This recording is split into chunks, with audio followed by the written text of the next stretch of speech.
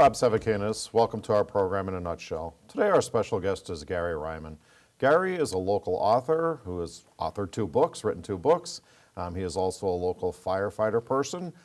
Been involved in our community for many years. I know doing a lot of activities. So we'd like to welcome him today to talk about his books and to talk about some upcoming activities. Gary, welcome to our program. Thanks for having me. You are quite welcome. So, you wrote a book recently called Governor Pinchot, the People's Governor Gifford Pinchot. Tell me a little bit about your thoughts on writing this book. Writing Gifford Pinchot, the People's Governor, was about a 10-year project. It started when I was working on my master's degree in American history, just as a routine paper. And then I developed somewhat of a fascination about not necessarily his activities in conservation, which is what most of his biographers have written about, but I developed a specific affinity towards his 2 terms as governor of Pennsylvania. What I found in my research is that area had not received the extensive attention that his other activities had. So I thought it was an area that I could make a little bit of a contribution to history to, and then just continued on my way as far as researching and writing about him.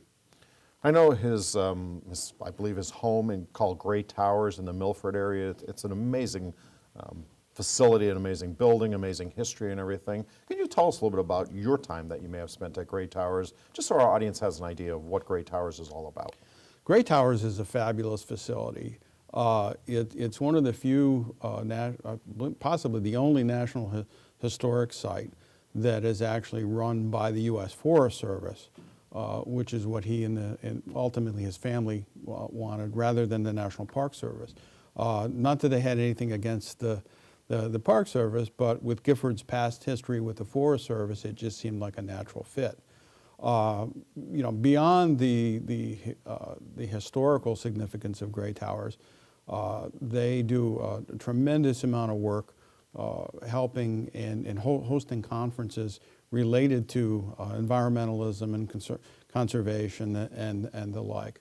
But for the ordinary person here in northeastern Pennsylvania, it's just a fabulous day trip to tour the house and the grounds and just see everything there. And the thing that helped me is they maintain an archive of some of his personal papers there, which was very useful in the research for the book. So it took you you said about 10 years to write this book with all the research and everything involved and everything. Why did it take so long? Why is former Governor Pinchot such an interesting person? I'm slow, I guess, as far as the work. No, I had to fit the work on the book in around a real life, so to speak, right, and work and everything else. And I was working on some other books at the same time, but certain aspects of it took longer, especially toward the end due to COVID. Some information that I really wanted to get from the Library of Congress was not readily available because that was closed.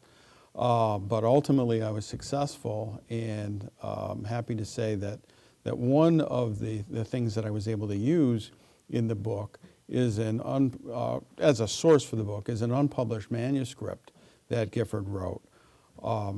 Following his first term as governor, he wrote a book really talking about everything that had happened to him during that first term. But beyond that, it wasn't simply, this is what I did type book. It was also a tour de force of his view of the systemic corruption and, in Pennsylvania and nationally, as he described them, the political machines, and he used a tremendous number of other adjectives to describe many powerful people in that particular book. Book was never published, and it really has. I only found one footnote on that book in any of the other biographies that I have read of Gifford. So I think using that, brings some of that information to light that hasn't been in the public domain till now. So if you wanted to encapsulate in a few sentences, you call him the people's governor. Give us a time frame for our viewers that may be not familiar. When was he governor? Basically some activities that may have been a focal point of his leadership, things like that. He was governor in the mid-20s, mid-1920s, and then again in the early 1930s in the midst of the Depression. Back then, governors in Pennsylvania were not allowed to succeed themselves. It wasn't until the Constitution changed, when Governor Shapp was in office, that they were allowed to do that. So back then, he was a progressive. I think he viewed himself as the successor to Teddy Roosevelt as far as the bull moose progressive type movement in the United States. He was very, very close friends with Theodore Roosevelt. So he obviously had worked for Roosevelt when he ran the Forest Service and Roosevelt was president. So there was quite a close relationship there. Gifford spent a tremendous amount of his time courting the voters in the not necessarily in the cities which he viewed as machine controlled, and he knew he wasn't going to get a lot of support there, but more in the rural areas. So he went after and tried to do a lot for farmers, for women, for coal miners, for textile workers. He was excellent from a working class standpoint as far as trying to support those people. Well, as your title is, he was a people's governor, and obviously it sounds like he was very progressive, even though it was 100+ years ago, give or take. Let's move on to your second book, and let's talk a little bit about that. It has stories from 3 generations of a firefighting family. Gary, tell us a little bit about your experiences. From what I understand, your dad was a firefighter, you were a firefighter, and your son is. Can you tell us a little bit about some of your stories about working on this book?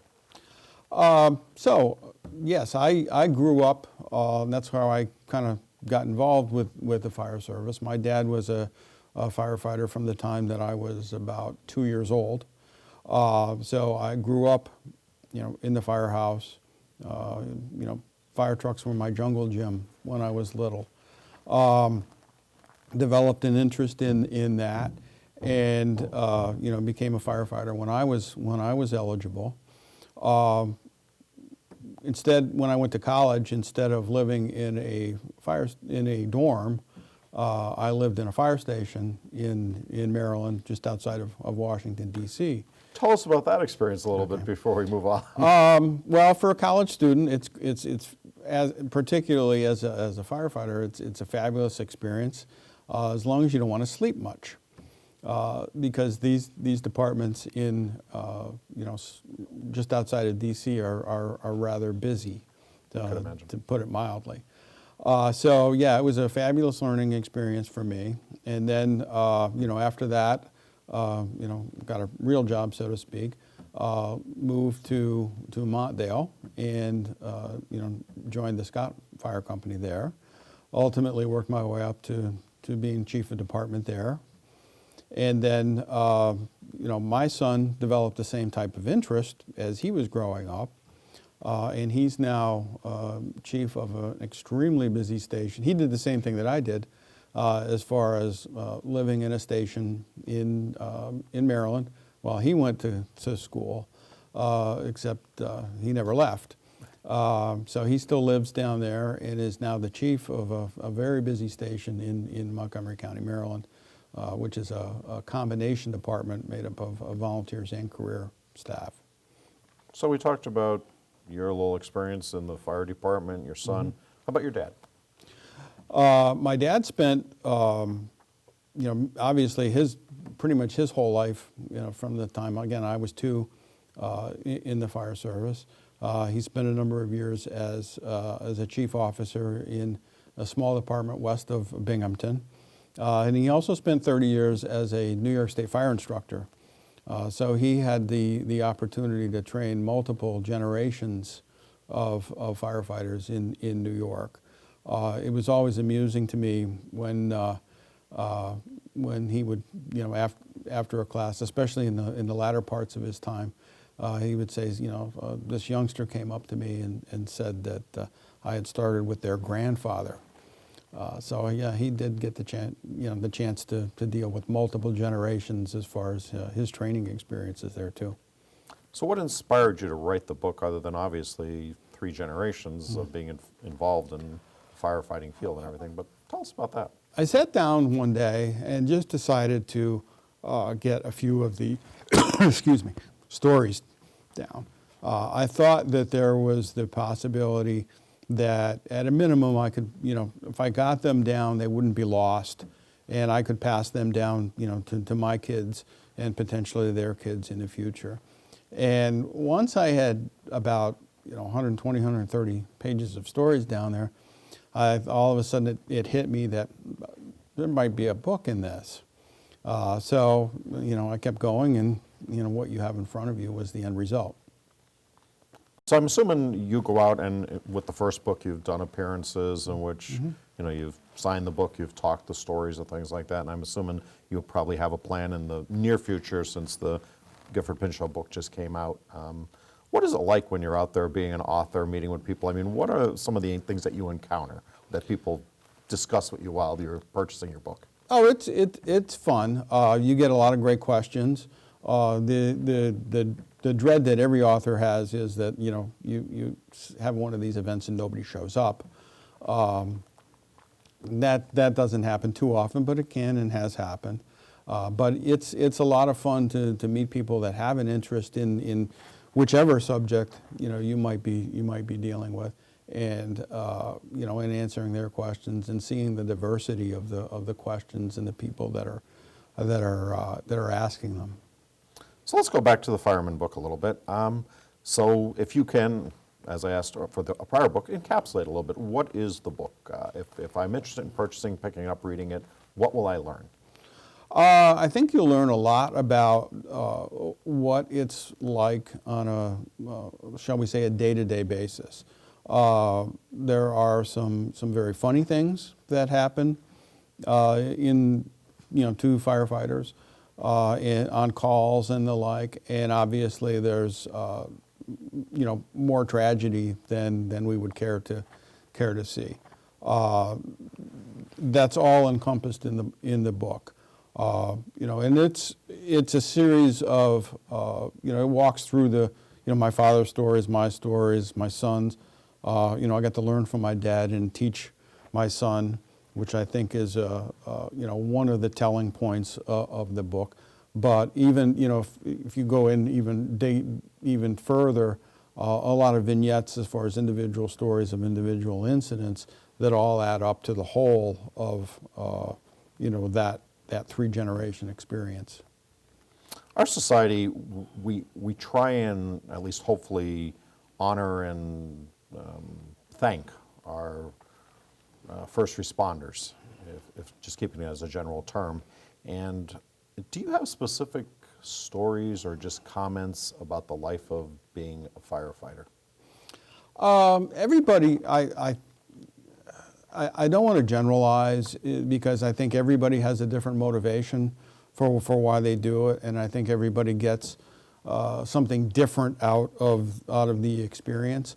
For my own part, initially, especially when you're young, the excitement and the challenge is one of the bigger aspects of the whole thing. In latter years, when my responsibilities increased, went higher in rank and ultimately, became a chief. Then you have, you look at it a little bit differently, and it's, how can I best protect the community and the citizens, the community I live in and the citizens that live there, with the limited resources that we have available to us. One of the major challenges for the fire service today is manpower and the lack of volunteers. And that's, I think, received some decent media coverage, but I don't think it can be emphasized enough. And then the other side of it is money, especially in the rural areas. It's extremely difficult to pay for a $600,000-$700,000 piece of fire apparatus with chicken barbecues and pancake breakfasts. So that's another thing that that systemically the state is ultimately going to have to deal with. But that's well beyond the topics that my book dealt with. Prior to our show starting, I know you made a comment to me about potential other title for the book could have been something about staying 250 feet back. What does that mean to the average person who sees that fire truck and sees the sign that says stay 250 feet back? Yeah, it's a standard sign that's present on the back of most fire apparatus, especially some of the older stuff. Keep back 200 feet or keep back 500 feet. It all depends on which sign the department chose.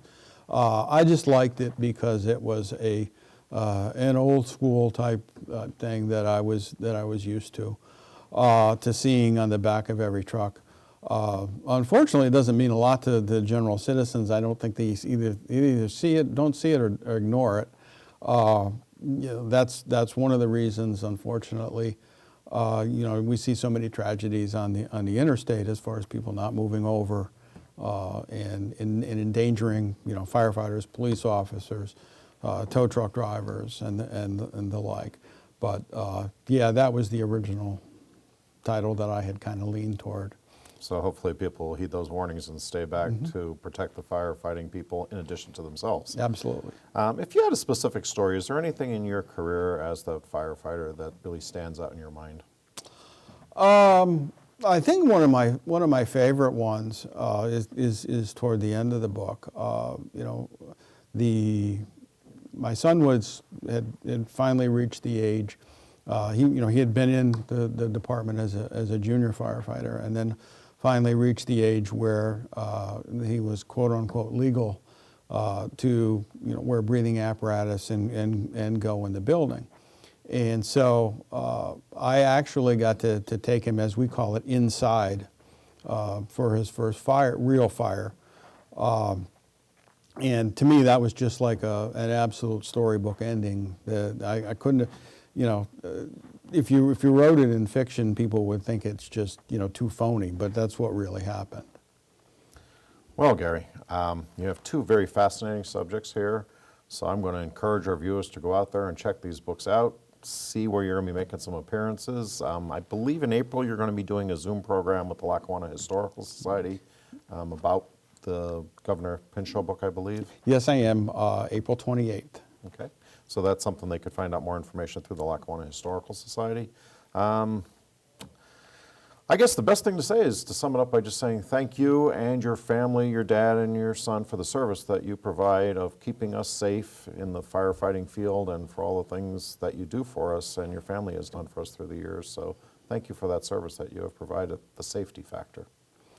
You're welcome, and thank you for having me here. We look forward to reading your book about Governor Pinchot and all of his great conservation, his progressivism, your firefighting book and everything. So, thank you, Gary Ryman, for being our guest today.